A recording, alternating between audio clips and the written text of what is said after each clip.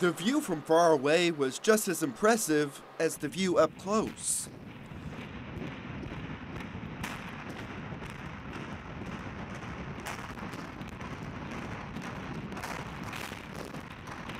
All eyes were on Irving for the Texas Stadium implosion. All the pieces fell into place just beautifully that morning.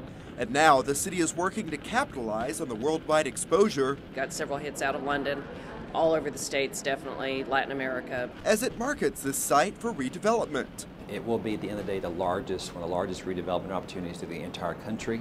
But first, there's a mess to clean up.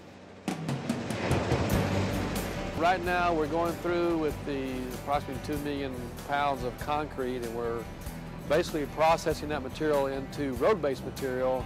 Steel is also being salvaged as part of an ambitious recycling project that should keep 6 million pounds of former stadium out of the waste stream.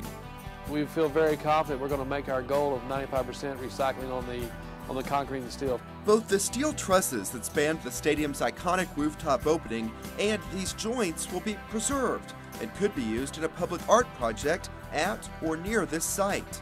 We actually want to honor the history of Texas Stadium, what it's meant to the city of Irving for the 38 years that we had it here in the city.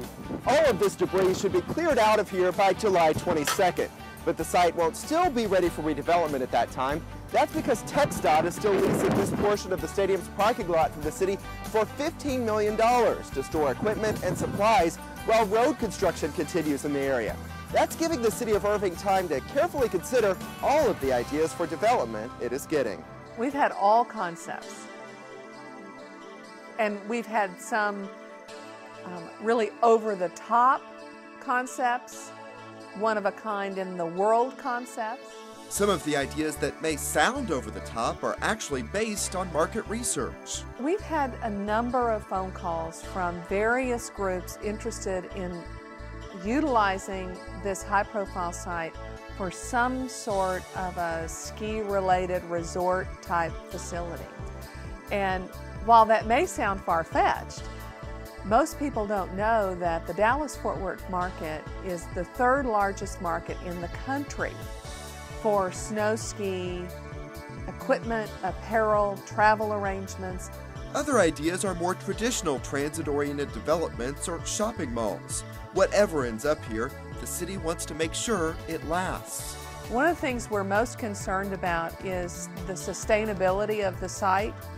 The city will have the opportunity to sell at one time, and we want to be sure that when we convey that property, its future is known for decades and decades to come. What Mr. Carpenter did with Las Colinas, we're talking that type of scale that is carefully planned out, that is carefully executed, and that can sustain itself year after year after year.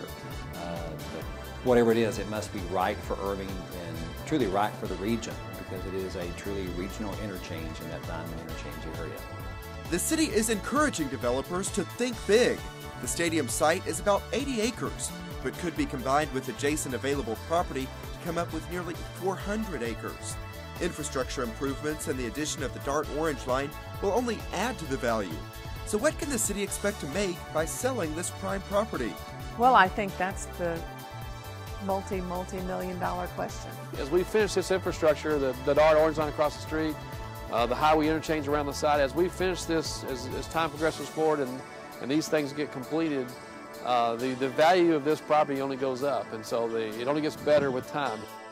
In the meantime, the city is capitalizing on all of the worldwide attention the implosion received. We got calls from England wanting information about the site. We've gotten calls from across the country about this site. It is listening to ideas and weighing the possibilities and money-making opportunities here. Everyone who's talking about it is thinking big.